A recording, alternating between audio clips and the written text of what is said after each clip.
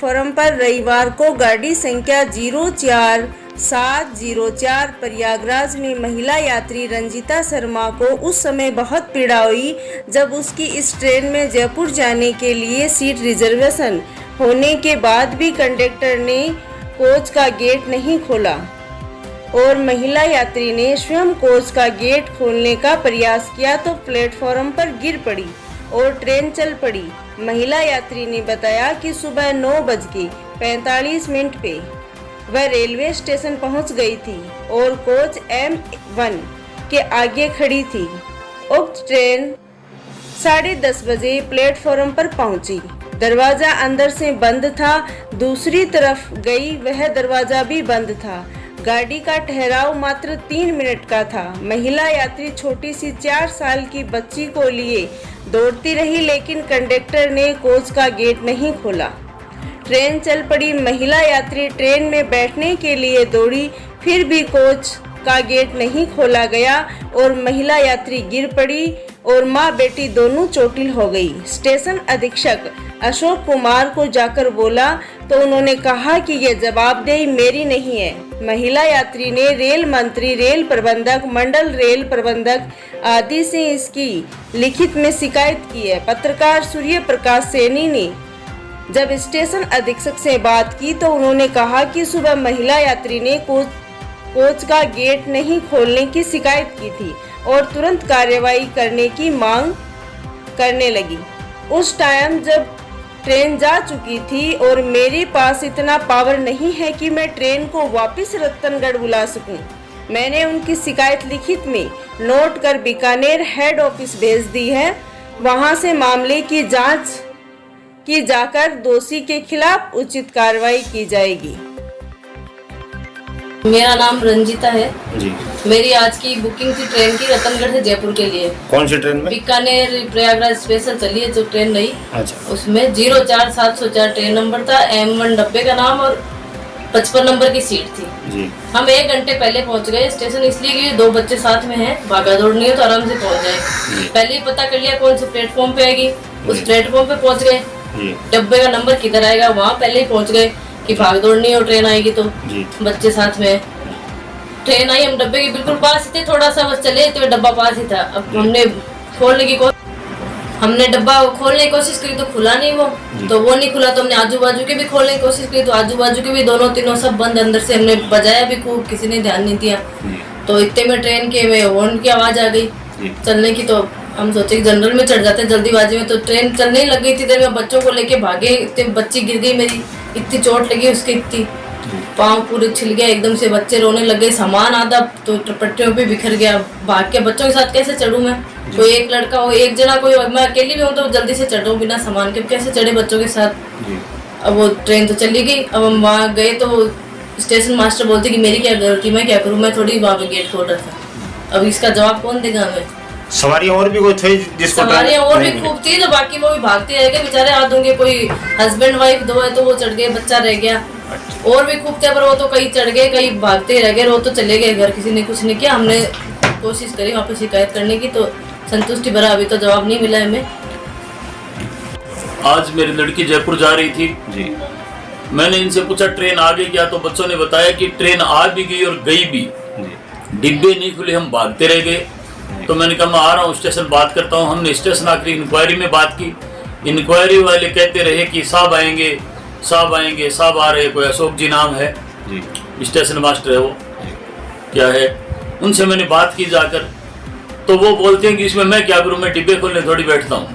मैंने कहा ये जिम्मेदारी किसकी? बोले टीटी की है। तो टीटी ने नहीं खोली डिब्बे, हमारी क्या गलती है? हमारी टिकट मिस हो गई, हमारा जरूरी काम था, लड़की को ससुराल जाना था, वो नहीं पहुंच सकी समय पर, इस गलती का दंड कौन भुगतेगा? तो वो आला टाली बात करते थे, इन्हें बात करने का भी सलीका नहीं है। स्टेशन पर इतने बड़े पद पर बैठा हुआ एक व्यक्ति, मेरे को तो ये लगता है कोई नशा करके आया था और मुंह ढक रखा था, उसने बात भी नहीं कर रहा था ढंग से, उसे बोला भी नहीं जा रहा था। तो इसके हम उच्च अधिकारियों को शिकायत कर रहे हैं। कंप्लेन बुक में हमने कंप्लेन कर दी है, रेल मंत्रालय और DRM कार्यालय सहित सभी जगह हम शिकायत करेंगे, करके आए हैं, हम करेंगे।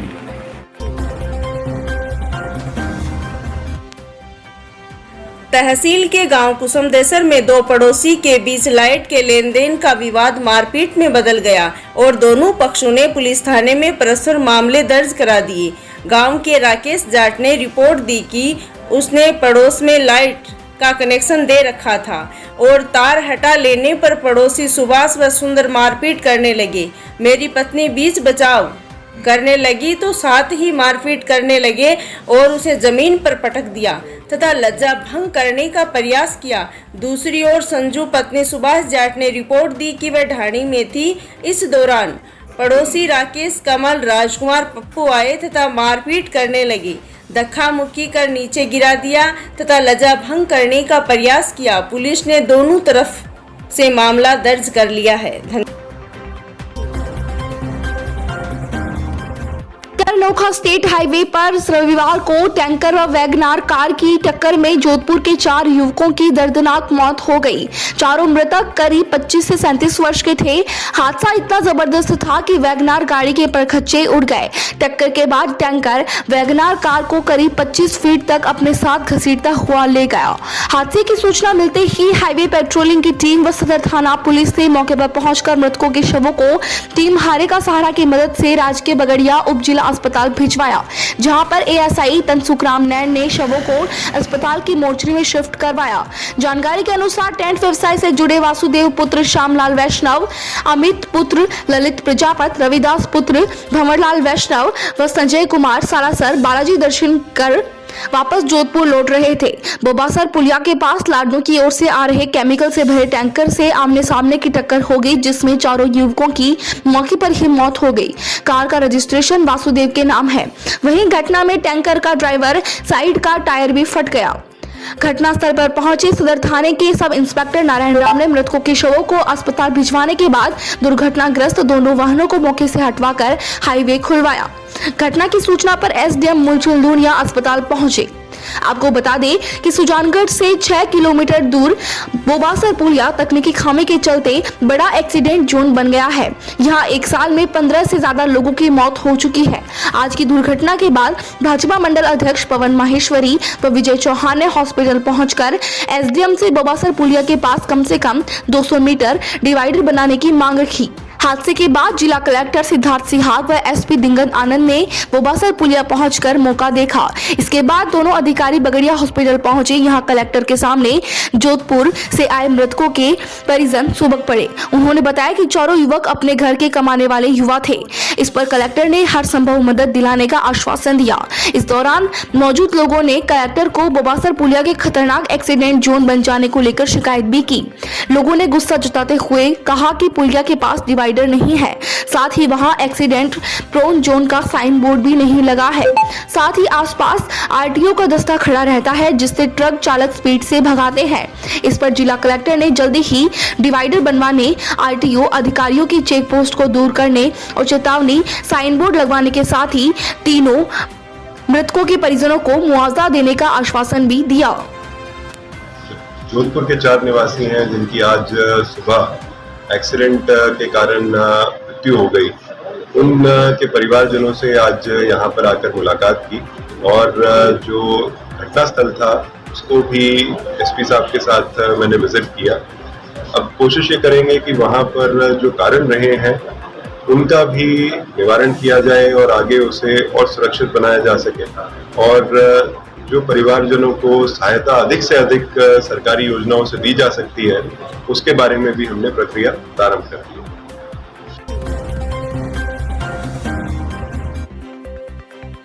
सालासर में रविवार को अंजनी धाम हवेली में कांग्रेस की जिला स्तरीय प्रशिक्षण कार्यशाला का आयोजन हुआ। कार्यशाला में संगठन के चुनावों को लेकर चर्चा की गई। पूर्व मंत्री नसीम अख्तर ने संबोधित करते हुए कहा कि फ्लैगशिप योजनाओं के बारे में पब्लिक को बताना और हमें जानकारी होना इस मीटिंग का उद्देश्य है। कांग्रेस को मजबूत करना ही हमारा लक्ष्य है, इसलिए सभी को एकजुट होकर काम करना होगा। सुजानगढ़ विधायक मनोज कुमार मेघवाल ने विपक्ष द्वारा एक फैक्ट्री सोशल मीडिया पर लगा दी, जिसके द्वारा झूठ का प्रचार चालू रहता है। सोशल मीडिया पर एक अभियान के तहत झूठ को फैलाया जा रहा है। 100 रुपये में आदमी रखकर गांधी व नेहरू के बारे में गलत व झूठ फैलाया जा रहा है। भाजपा का क्या योगदान है। देश की आज़ादी नवनिर्माण में आपको बताया जाता है कि पटेल का एकीकरण करना नेहरू ने कैसे किया। उक्त वक्त देश की क्या स्थिति थी। विधायक ने बताया कि इसके बाद ब्लॉक स्तर पर प्रशिक्षण टीम के माध्यम से कार्यक्रम किए जाएंगे। उदयपुर में 125 विधायक थे। उस टाइम मंडल अध्यक्ष बनाने के लिए बारे में प्रदेशाध्यक्ष गोविंद सिंह डोटासरा ने कहा कि 8 जून तक मंडल अध्यक्ष बना दिए गए। जो मंडल अध्यक्ष हैं उनमें से 50% व 50 साल से कम युवाओं को बनाना है। 200 विधानसभा में 400 ब्लॉक है जिनमें अध्यक्ष 50 से कम 50% हैं। निवर्तमान जिला अध्यक्ष भंवरलाल पुजारी ने कहा कि जब तक पार्टी नया जिला अध्यक्ष नहीं बनाएगी तब तक एक कार्यकर्ता के रूप में आप सभी के साथ मिलकर काम करूंगा। चूरू देहात ब्लॉक अध्यक्ष राम निवास सारण ने कहा कि जब हम अपना काम नहीं करवा सकते तो किसका काम करवाएंगे। बातों से काम नहीं होगा, धरातल पर कार्यकर्ताओं का काम करें, नहीं तो 1 साल बाद उम्मीद न रखें। कार्यक्रम को निर्मला सिंगल, पुषाराम गोदारा, रामचंद्र मूड, यशोदानंदन पुजारी, सूरजाराम डाखा, सेवा दल जिलाध्यक्ष संजय दीक्षित, ईश्वर राम डूडी, रामनिवास सारण, नौरंग वर्मा, रमेश चंद्र इंदौरिया ने भी संबोधित किया। कार्यशाला आयोजन की हमारे राजस्थान प्रदेश कांग्रेस कमेटी के अध्यक्ष गोविंद सिंह डोटासरा और मुख्यमंत्री अशोक गहलोत और AICC के निर्देश की गई है। मैं समझता हूँ ये बहुत सफल कार्यशाला रही है और निश्चित रूप से आगामी चुनाव 2023 और 2024 कांग्रेस कार्यकर्ताओं जिला स्तरीय कार्यशाला में जो उदयपुर में चिंतन शिविर हुआ उसको जिले लेवल पर, ब्लॉक लेवल और मंडल लेवल पर, बूथ लेवल तक किस तरीके से ले जाया जाए उस पर तमाम जिले के कार्यकर्ताओं के साथ में मंथन और चिंतन हुआ। नसीब अकबर जी के नेतृत्व में, भंवरलाल पुजारी जी के नेतृत्व में और कांग्रेस के तमाम कार्यकर्ताओं के नेतृत्व में। तो निश्चित रूप से आने वाले समय में नौजवानों को मौका मिलेगा, यूथ को मौका मिलेगा, महिलाओं को मौका मिलेगा, अल्पसंख्यकों को मौका मिलेगा और SC का प्रतिनिधित्व मिलेगा। तमाम 36 कौम के लोगों को आने वाले समय में प्रतिनिधित्व मिलेगा। इसका मंथन आज है।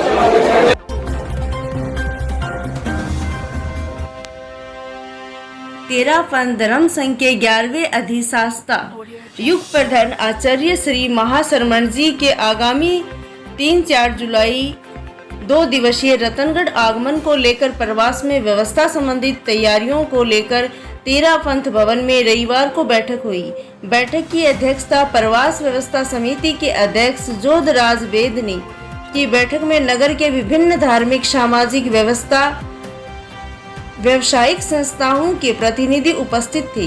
प्रवास व्यवस्था समिति के मुख्य सदस्य डालचंद वेद ने बैठक का शुभारंभ पूज्यवर के संस्मरण जय जय ज्योति चरण जय जय महाशरमण के घोष के साथ प्रारंभ किया। बैठक में आचार्य श्री के 2 दिवसीय पावन प्रवास पर, उनके नगर आगमन पर, मंगल प्रवेश शोभा यात्रा व्यवस्थाओं व कार्यक्रमों पर विस्तार से चर्चा की गई। प्रवास व्यवस्था समिति के अध्यक्ष जोधराज वेद ने पधारे वे सभी का अभिनंदन करते हुए पूज्यवर के राजलदेसर से विहार व 2 दिवसीय रतनगढ़ प्रवास व आगे लोहा आदि के कार्यक्रमों की जानकारी दी और सभी से पूज्यवर के आगमन पर अपेक्षित समस्त व्यवस्थाओं में सहयोग की अपील की। बैठक में डालचंद वैद, पूर्व पालिका अध्यक्ष संतोष बाबू इंदौरिया, शिवगन कम्मा, हरि प्रकाश इंदौरिया, मूलचंद सिंधी, चतुर्भुज गोस्वामी, अंजनी शर्मा, राजेंद्र सिंह बिदावत, राजकुमार वेद, प्रताप सिंह बोथरा ने भी अपने सुझाव दिए। समिति के अध्यक्ष ने आचार्य श्री की सेवा, उपासना व धर्मोपदेशक प्रवचनों का अधिक से अधिक संख्या में लोग उपस्थित होकर आध्यात्मिक लाभ लेने का आह्वान किया।